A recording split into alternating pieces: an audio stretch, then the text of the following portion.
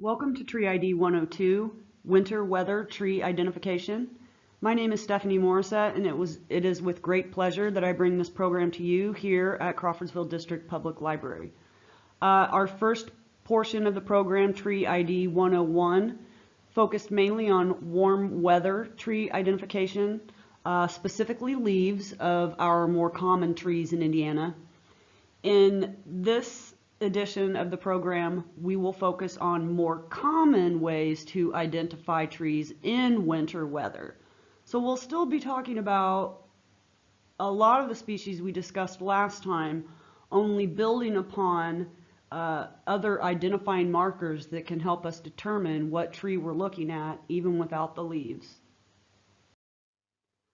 So as we're moving through fall now, we know that the leaves change their color, and we mostly know why that happens, given everything that we've learned throughout our lives growing up about trees. Well, we know that as the seasons grow colder, there's less daylight, and the Earth moves farther away from the sun in its orbit during this time of year. So the green leaves can't produce enough sugars through the production of their green pigment chlorophyll. So once the temperatures in the daylight get to the point where the green leaves can no longer do that, they begin to die and other colored pigments begin to be expressed. And those mainly include your red, yellow, and oranges with some complementary browns and perhaps even some maroons or purples. An interesting thing I'd like to mention about the coloration of leaves on various trees is that the color that's being expressed, whether it's red or yellow or orange, if you noticed in some of our fruits and vegetables, those colored pigments are also responsible for the colors of some fruits and flowers. And those leaf pigments, we're just going to discuss briefly here. The first one we already have, green, which is the chlorophyll. And the three other pigments that we're going to mention briefly are the reds, or the anthocyanins, the oranges, or our carotenes, just like carrots, and then our yellows, or our xanthophylls. And these colors are also typical of certain species of trees. So for instance, maple trees, well, they can express all three of the colors, anthocyanins, carotenes, and xanthophylls. But primarily they have a lot of gorgeous orange. So we can see that that's a typical marker for the maple trees, is this beautiful orange. Yes, you're going to have some color variation with your xanthophylls in there and some anthocyanins, but sugar maples are readily identifiable during the fall, and we're going to discuss a couple ways that will help us identify them without the assistance of their leaves. And finally, to kind of bring the pigments into a summarization here, to get the best fall colors, we really want to have a dry, cool, and sunny fall. And this will allow the colors to be expressed more readily as the leaves begin to change and die. And I mentioned that the sugar maples in particular were, the carotenes were expressed a lot in maples. Anthocyanins too, the red pigments, can be expressed in maples and our dogwoods, as well as a lot of different oak species. And 70% of all deciduous trees, at least for here in Indiana, are expressing some type of anthocyanin or some type of red pigmentation. The carotenes, again, are maples we mentioned, and the xanthophylls, your maples can fall in there too a little bit, but the majority of your xanthophylls or your yellow pigments are expressed in such trees as the ashes and the walnuts. Excuse me. In the two right-hand images, they're microscopic views of the different pigments within leaves. The upper image is an image of the green pigment or chlorophyll within the leaf. And in the lower image, you can see how the colors of the anthocyanins, the carotenes, and the xanthophylls start to bleed out in those leaves as they die.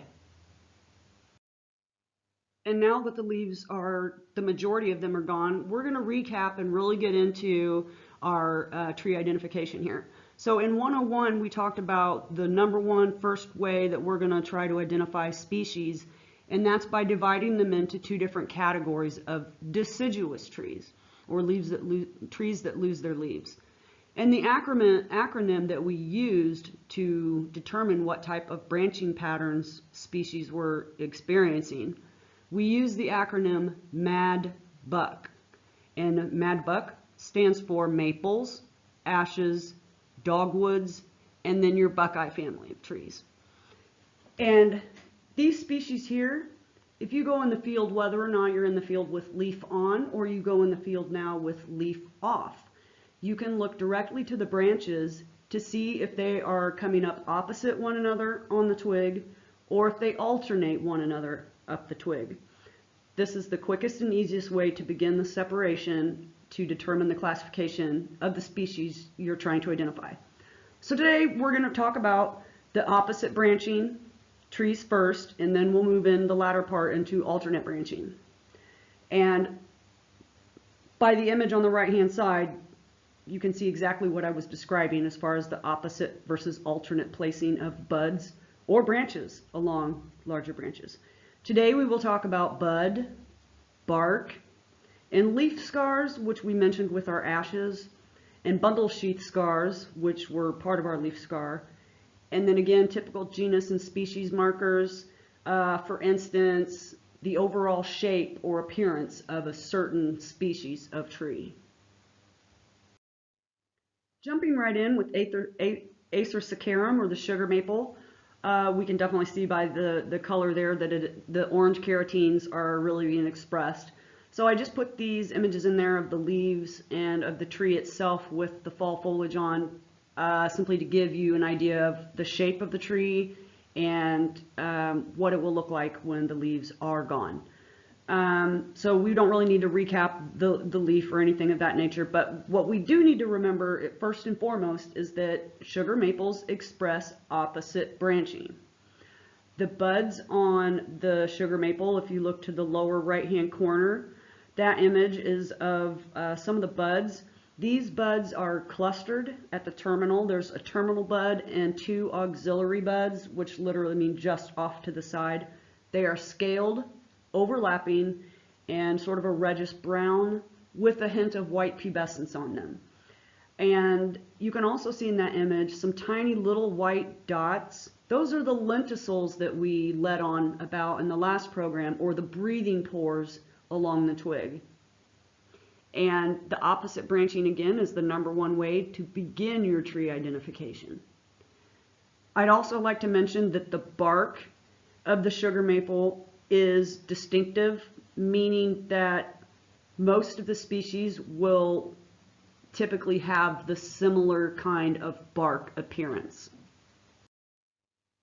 In the upper left-hand image, this is an image that I took from standing at the base of a tree and looking upward. This is a sugar maple. If you study the bark, it resembles the bark that we saw on the previous image, so that similar bark is readily apparent. The other three images, I just merely wanted to demonstrate the overall structure or shape of the trees.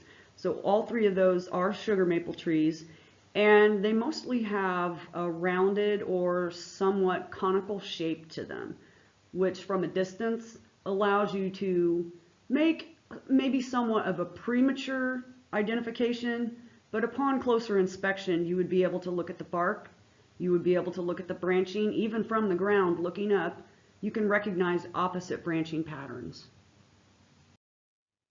Acer saccharinum, or the silver maple, has opposite branching just like our sugar maple, so we're still in the mad buck category.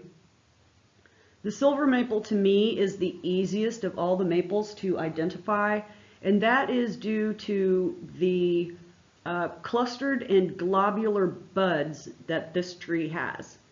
If you look to the central image where the fingers are, my fingers are holding towards the end of that twig, the buds are opposite, just as the branching pattern is, and those buds are reddish, globular, scaled, and clustered. At any time of the year, you can see these buds because all trees put out buds the year before. They're just disguised behind all the leaves that are on the trees. So by the time the leaves fall off at the end of the fall season, if they're all gone, you can see these buds. They're ready to go for the spring. That's why they get them ready early. The leaves are there for just a refresher. You could see the different expressions of the anthocyanins, a little bit of carotenes, and then definitely your xanthophylls down there. The bark on the sugar maple tree, the silver maple tree, is rough and silvery when it's older specimens. The bark generally sloughs off in large pieces or chunks. It litters branches and twigs everywhere, and it's just kind of a messy tree. It's also structurally weak, and I know it sounds like I'm kind of digressing a little bit, but these trees are commonly planted throughout the Midwest and have been since about the 1950s. And the reason they were brought in as a monoculture and planted as one single species throughout the Midwest was to try to regrow our urban trees as quickly as possible, since most of the trees had been killed in the 1930s, had succumbed to Dutch elm disease. So the silver maples were their quick replacement. However, given that they grow fast, they also die relatively young for the life of a tree, and just continue to be a messy tree in your yard, though they do provide a world of benefits. And then another little item on the silver maple. Young silver maples, if you look to the bottom right-hand image, do have a smooth silvery bark. And then as they age, they maintain that silvery brown bark that just happens to be kind of shaggy and sloughs off. These images here all display the silver maple. In the upper left-hand image, you can, even in that image with all the branching there, you can see opposite branching patterns, and you can see what appear to be round balls on the end of the twigs. Look to the image just underneath that one. Again, we notice the opposite branching, and again, we notice those round globular buds. And finally, in the right-hand image, the overall structure of that tree is of your typical species look. One last item I'd like to discuss concerning the silver maple tree is that they were so mass planted and they grow so quickly that a lot of people would have their trees topped, or basically given a crew cut flat across the top, and they remove all the main leaders or all the main branches from the silver maple tree. And what happens, as you can see in these images, is where that blunt removal was, that sheared off branching, new, more slender branches, and lots of them began to grow from those areas. The reason they do that is because, one, you've taken a lot of the tree's ability to produce its own nutrients. So it has to use sugar stores within the remaining parts of the tree, from the roots to the trunk up again to the shoots, so that it can reproduce branches to make new leaves in order for it to continue growing. So it's not healthy for your tree. And for it being a structurally weak tree, meaning it's prone to bending and breaking easily, susceptible to storm damage, it's just not a good practice that should be done on our silver maple trees. Acer negundo, or the boxelder, aka the ash leaf maple, opposite branching, just like all our maples. Or I will say most of our maples. There might be an exception. You can't ever say no, or at least most of the time. So we have our opposite branching. The twigs are really unusual because there's a great deal of variability in them. Some can be just rather green and shiny with small lenticels. Others can kind of have a little bit of a reddish hue to them with that bit of a sheen. And then also they can have a bluish reddish or a greenish bluish variability in the coloration of the stems. If you look to the image that has the leaf on it, and you look to the base of the leaf where the twig is running through it, that stem there, that twig, is the bluish green. Whereas the image on the right, you can see that those twigs are much greener with perhaps a little bit of rust colored hue in the background. But notice the buds. The buds are extremely tiny. They're clustered, they're rounded, a little bit blunt, and are also opposite, just like the rest of the branching pattern. They have very small scales too on those buds. The bark, just once you get to know the species, you can recognize them at any age in their existence. The young trees, as we see in the lower left-hand image, we can see lenticels on the small trunk. We see those greenish opposite branches coming off. And then the lower right-hand image, that's an older trunk of a boxelder. And they sometimes have a bit of moss that grows on them, just a little bit, and gives it a little bit of a greenish hue to the lighter brown trunk. In the field, the boxelder is easy to identify once you know what you're looking at. In the lower left-hand image, that's just simply a small cluster of boxelders. In the upper left-hand image, you can see that there's some small items still hanging from branches.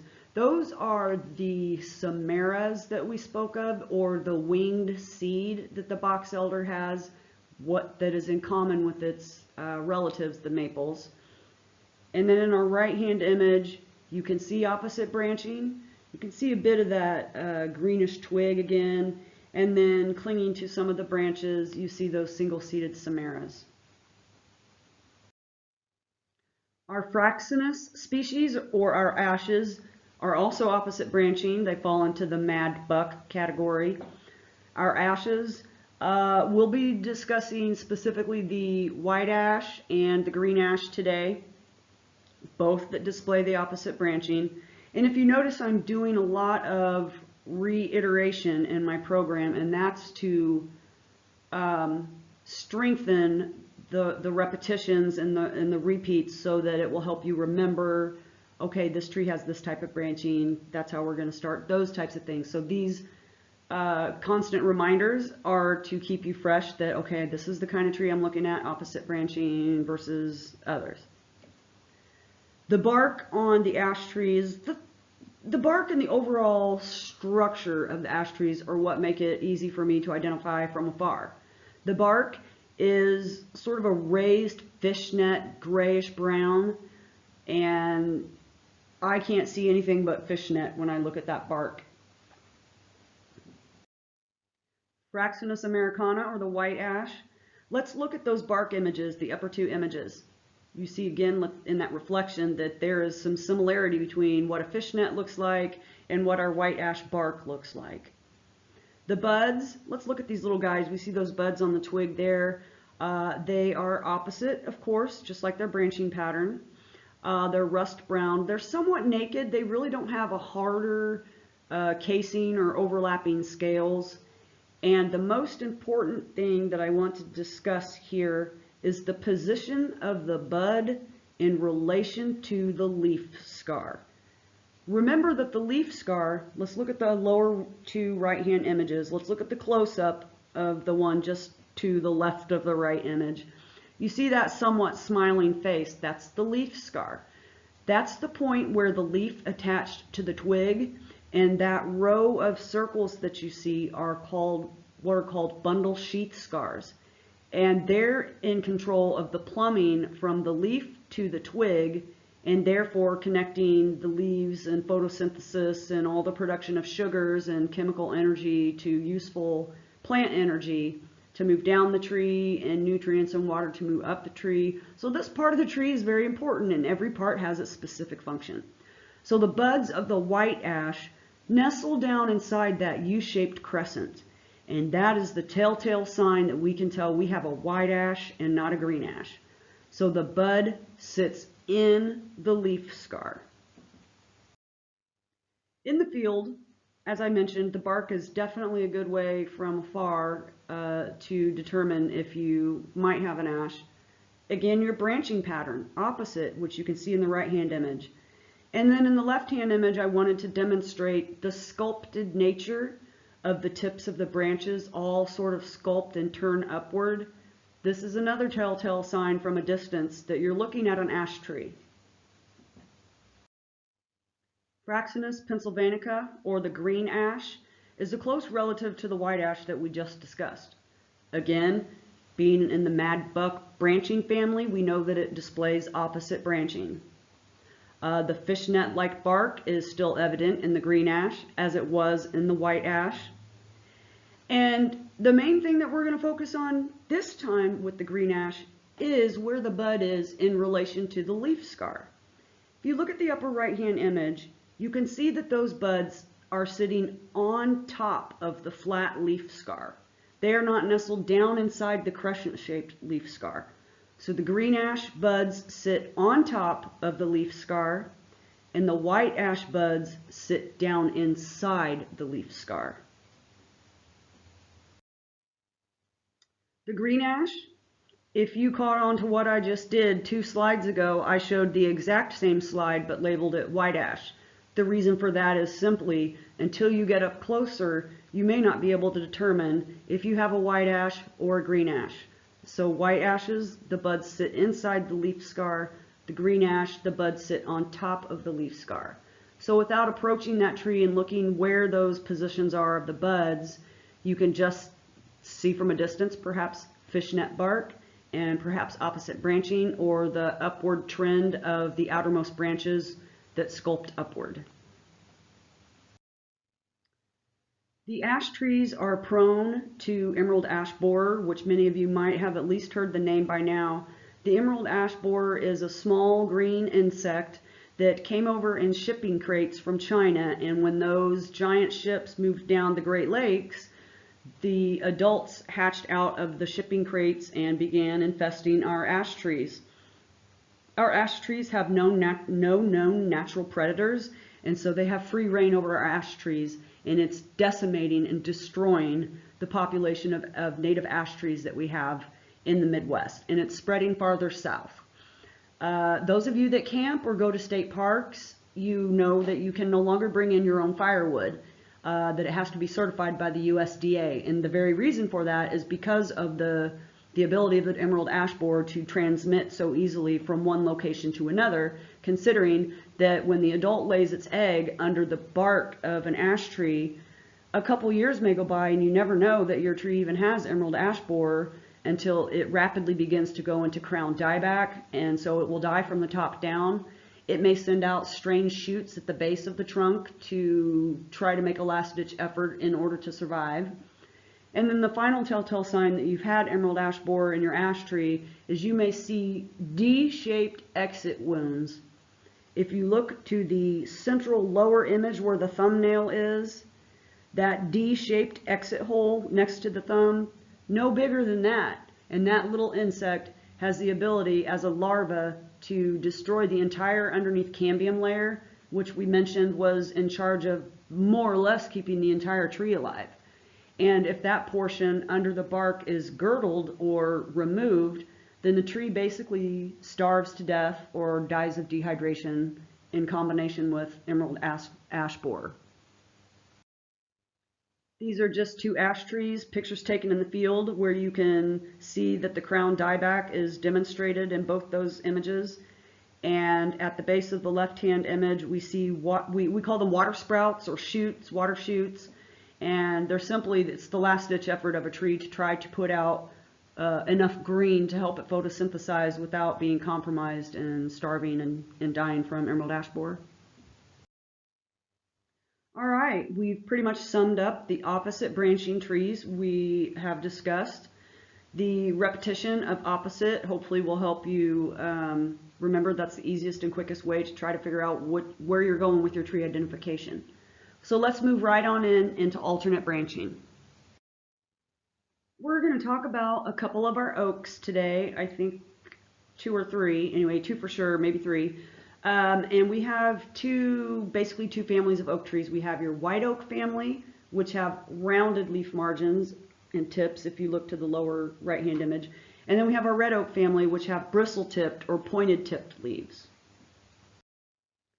Quercus alba, or the white oak, is one of the easiest oaks to identify. Its buds are alternate, of course, like its branching. They are scaled and overlapping rust-colored orange. They're globular or clustered at the end, and they're rounded, which for the white oak tree makes it easy to identify.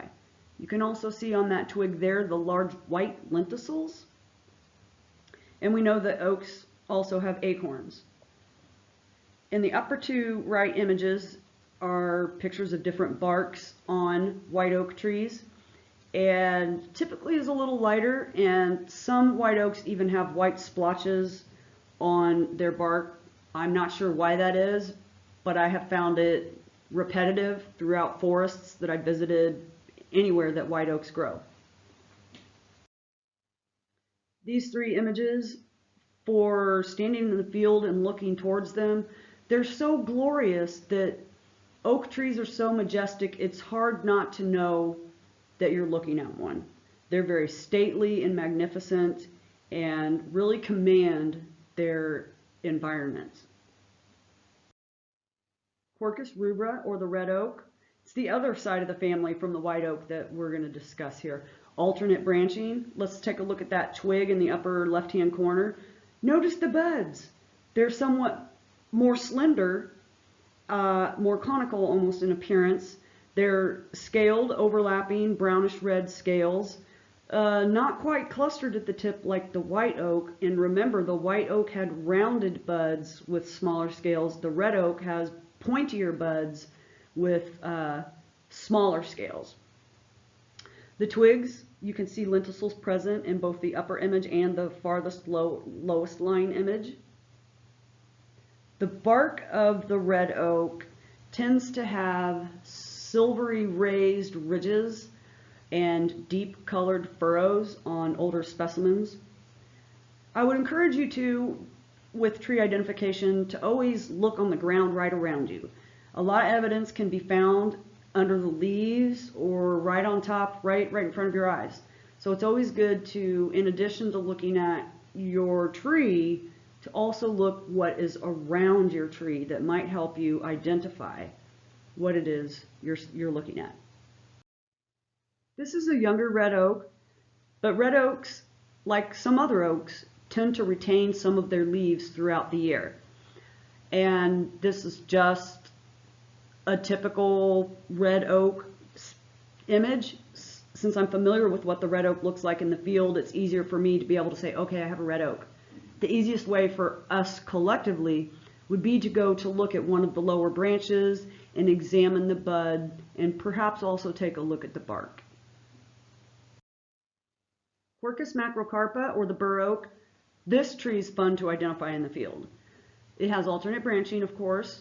The buds are rounded and globular and so cute, they don't even look like they have scales. They're slightly fuzzy, not to where you can see that in the upper left-hand image, but they're somewhat soft in touch. They're not as many as there were in the white oak and definitely look nothing like our red oak. The bark is the best part to identify, if you ask me, that and the acorns. But the bark and the twigs and the branches all have a corky appearance. They look like they have what can be termed wings in the field. They have wings coming off the twigs. So this corky appearance gives an easy indicator that you're looking at a Burr oak. Additionally, you may not find evidence of acorns around the Burr oak that you're attempting to identify, but in the central left-hand image, it's a little bit distorted, but that is a quarter, and the quarter is laying next to two Burr oak acorns, so you can see they're rather large. But you will most probably find evidence of the cap, the shaggy hat that sits atop the acorn. So this bushy little guy is further evidence that you're looking at a Burr oak tree. And they're the largest acorns of any of the oaks that we have in our area. I particularly like the upper left-hand image, even though it's silhouetted and it's hard to distinguish color. You can look at those branches and you can see they look like they have a corky appearance, that they look more scraggly, but those are the winged appearance, if you will, and the corky-like nature of the twigs. The lower left-hand image, again, just the stately view of an oak tree in general. They command their environment. And then on the right-hand side, the foremost tree trunk is a Burr oak. And it lends to that the long, corky nature of the bark, the high ridges, and the deep furrows. Then, interesting enough, the tree right behind it is a white oak. Prunus, serotina, or the black cherry, is another easy one to identify in the field in just about any time of year. As we know, it has alternate branching. It has extremely slender twigs and very small scaled overlapping scales on its tiny buds. The bark is similar to fruit bark or fruit trees in general. If you're familiar with the bark of a lot of fruit trees, the cherry is no exception, similar to the plum. If we look at let's see, the central image of the slender trunk, you can see it's shiny, that young tree is shiny, and it has the horizontal lenticels that we mentioned in Tree ID 101, which is an easy indicator we're at least looking at a type of fruit tree. And the wild black cherry tree is no exception to that. On the right hand side, we see that trunk, and let's look closer at that bark. It's quite dark. I would say perhaps a chocolatey rust color. And even closer still, if we used our imaginations and we think, okay, am I looking at a black cherry? I don't know. Well, the bark, once you're pretty close to it, to me personally, I remember the black cherry the easiest way before I could just automatically, mnemonically pull it back. To me, the bark looks like burnt potato chips.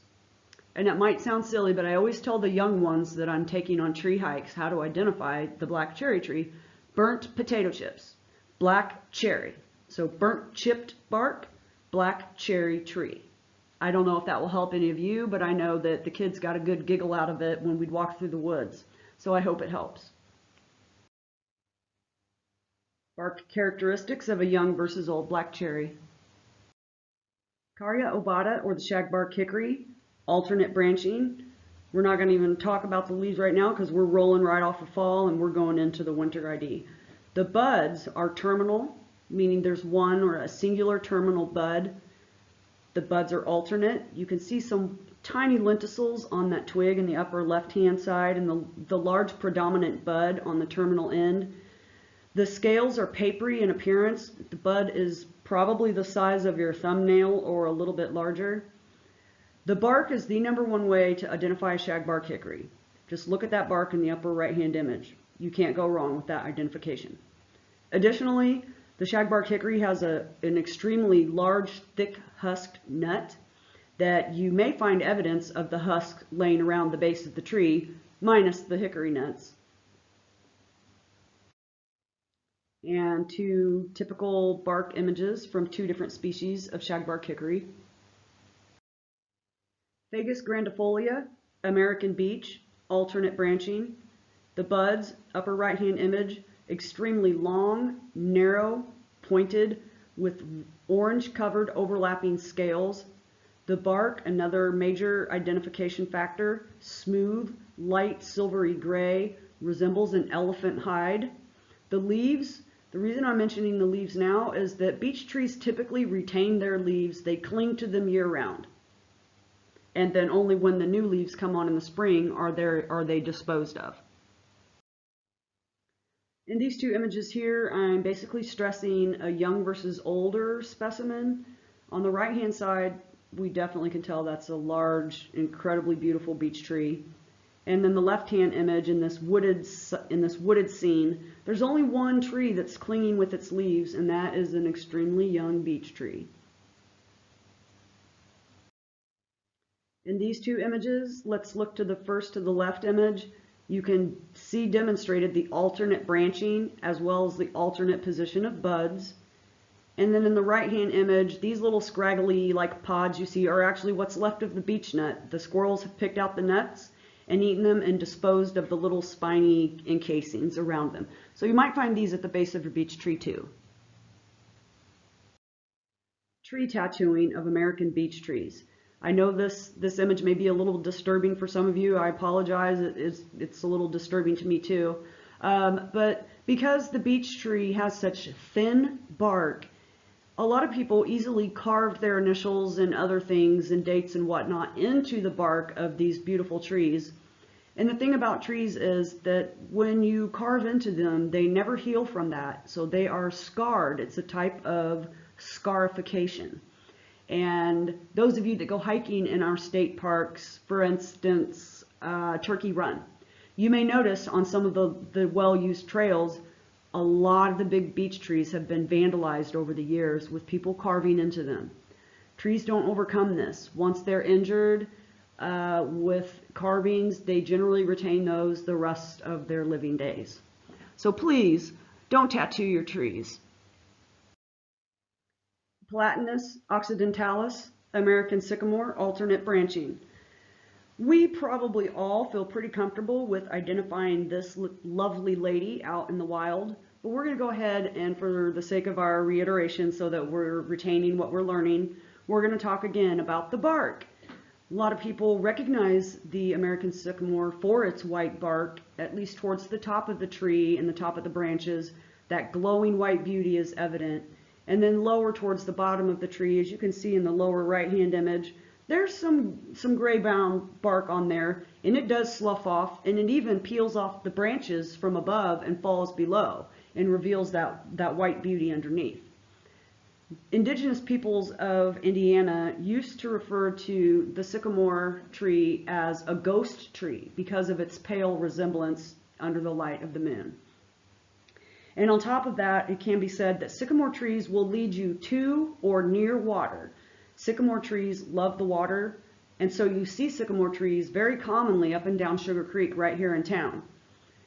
Additionally, even if you can't find a water course where there are sycamores, if you do find sycamores and you don't see running water, it means that the water table is relatively close to the ground, and so therefore you should technically be able to dig down until you reach water.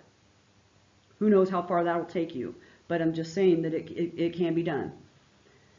The twigs are rather slender. They're a bit kind of a greenish brown, not really descriptive in nature. The buds hide under the petiole of the leaf from the following year, or the previous year. The bud in the top image on the left is naked. It's red, naked, nothing's protecting it. The only thing that does protect it is the petiole of the leaf that surrounds it before the leaf falls off.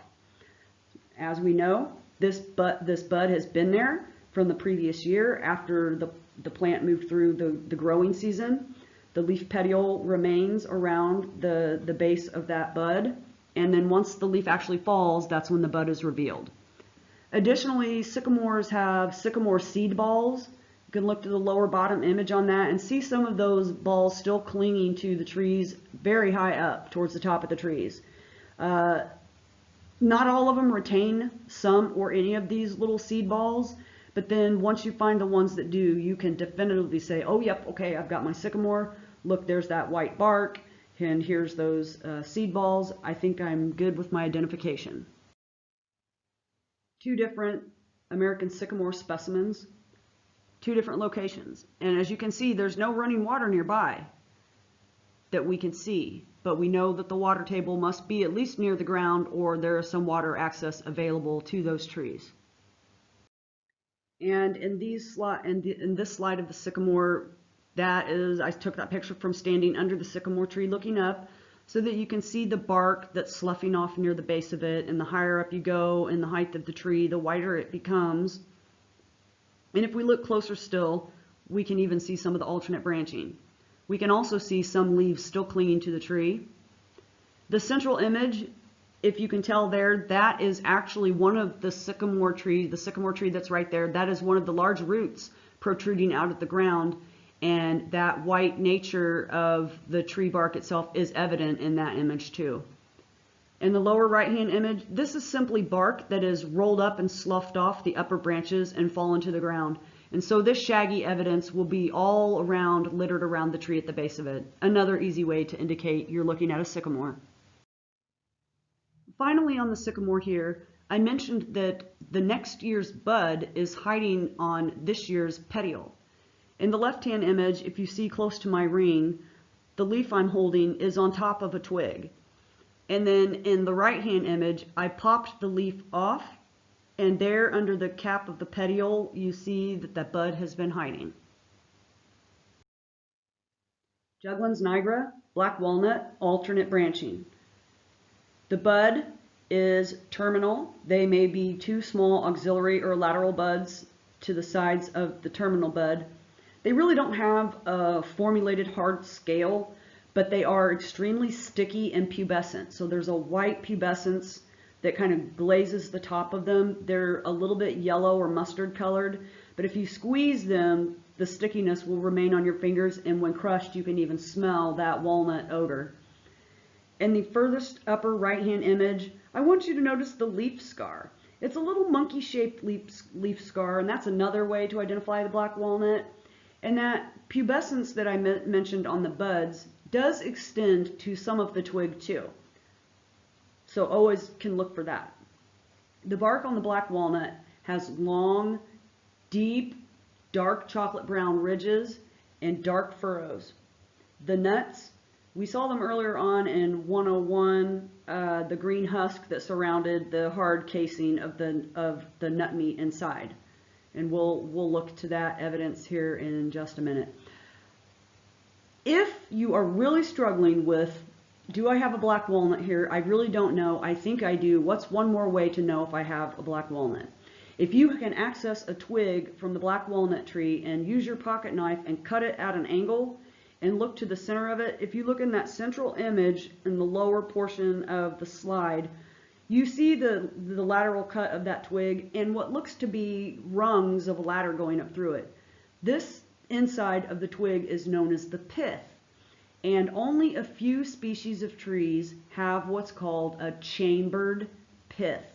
Most other trees either have hollow piths or continuous piths. So to have a chambered pith or a ladder-like pith is definitive in knowing that you're looking at a black walnut, in combination with the other factors we've already described.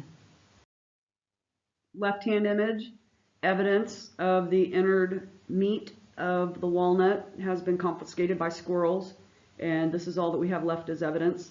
In the right-hand image, again, I was looking up into the tree.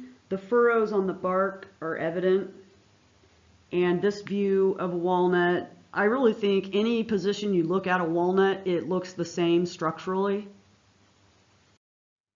Taxodium distichum, or our bald cypress.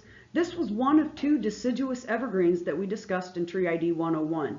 This tree has a whorled branching, which simply means that it's more or less like the spokes of a wheel going around the tree. The needles are soft, deciduous evergreen, it will lose them, but they turn a beautiful burnt orange, and then eventually they will mostly fall off. Some take their time and cling to their needles throughout the winter and then only lose them with new growth. The cones don't look like your typical cones when we think of pine cones, but this type of cone that the bald cypress has is round and globular. If you look to the upper right-hand image, you see those cones, those round cones are still clinging to the branches. They're not quite ripe yet. The bark in the left-hand image of the bald cypress, long, rust-colored, vertically sinewy, sort of a shaggy, unkempt appearance to the bark. But the sinewy or muscle-like nature, how muscles look on the bark, is a characteristic that's worth noting. The left-hand image, looking up through the branches of bald cypress. And in the right image, those cones beginning to mature. And finally, field ID of bald cypress, you could see in winter here, still clinging with its needles, and then the fully matured cones there on the bottom left. Liriodendron tulipifera, the tulip tree or yellow poplar, Indiana state tree, alternate branching. The tulip tree grows very tall and very straight and very fast. And the tulip tree, as we learned in Tree ID 101, is a tree that they used for most, if not all, of the covered bridges throughout Indiana and some throughout the Midwest, but particularly here in Indiana. The buds on these guys are absolutely naked. They're reddish in color if you look at the two central images there. And so they're basically unprotected for the most part. They're reddish brown. They're almost like immature leaves that cover the bud and really don't offer it a whole lot of protection. The bark is pretty typical when it's young, and even when it's old, it's just a larger version of the younger one. Some of the samaras or modified samaras or winged seeds might still be evident on your tree, particularly towards the top of the tulip tree you're looking at. If you look at the upper left-hand image, that little structure there is what once was the tulip tree flower. And then once it goes to seed, if you will, it retains the single seeded samaras until they all fall off, and you're left with a little sword in the center, if you will, and I'll show you that here in just a minute. In my right hand there is a little, that's the center part that's left of the seed head from the tulip tree after all has fallen off. You will find evidence of these on the ground around the base of the trunk. And in the background there of the image on the grass, you can see there are some of the tulip tree's single samaras right there too, or winged seeds. The left-hand image, that's your characteristic species classic bark look. On the left, just another couple images of that seed head and some clinging to the branches. And in the right-hand image, if you zoom in a little closer, at the tops of those trees, you can see a lot of those seed heads are still clinging. And another note that I wanted to make on the tulip tree, similar to our ashes with the branches that turned upwards at the very tips and looked like it was just sculpting in an upward trend, tulips tend to have this too. With all the species that we've talked about today, and we talked about quite a few, with a lot of information to take in, if you want additional tree ID resources, I'm happy to provide them, and I've provided a few right here. The Indiana Department of Natural Resources, Division of Forestry, or even the Community and Urban Forestry sector within the DNR's Division of Forestry. Those two websites are listed right there. There's also the Indiana Urban Forest Council. What is an urban forest? You might chuckle and say, I've not heard that term, or perhaps you have. Community forestry is another term that's used. And basically what a community or an urban forest is all the trees that have large canopies or are along the streets that make up an entire populated area. So for instance, the city of Crawfordsville, all the trees that line your streets or in your parks are part of your community forest. So if you want more information on not only tree identification in urban areas, you can visit the Indiana Urban Forest Council for a wealth of information. And then finally, the Indiana Arbor Day Foundation works in conjunction with the National Arbor Day Foundation, and there are a lot of different grants and different projects that towns and cities and municipalities or communities can apply for grants to get money for tree plantings in the hopes of becoming what's called a Tree City USA. If you haven't looked into it yet, you might want to. And right here in your Crawfordsville District Public Library Ready Reference Collection, we do have all the books that I've posted here for your viewing pleasure, and we welcome you to come and check them out at any time for Tree ID throughout the year. And with the conclusion of our different references, both online and in library, I'd like to thank you for attending Winter Weather Identification Tree ID 102. As always, we're going to have a little bit of a raffle for a couple of prizes that will be beneficial to have in the field that you can tuck in your back pocket. So I think you see where I'm going here with Tree ID books. So we're going to have a Tree ID book giveaway. So if you could please send a question or comment in the subject line Tree Program, and then ask your question and comment and send it to the email ask@cdpl.lib.in.us, and your name will be entered into a drawing for one of 2 tree identification books that you can just put in your pocket and go to the field. At this time, the raffle is limited to Montgomery County residents only.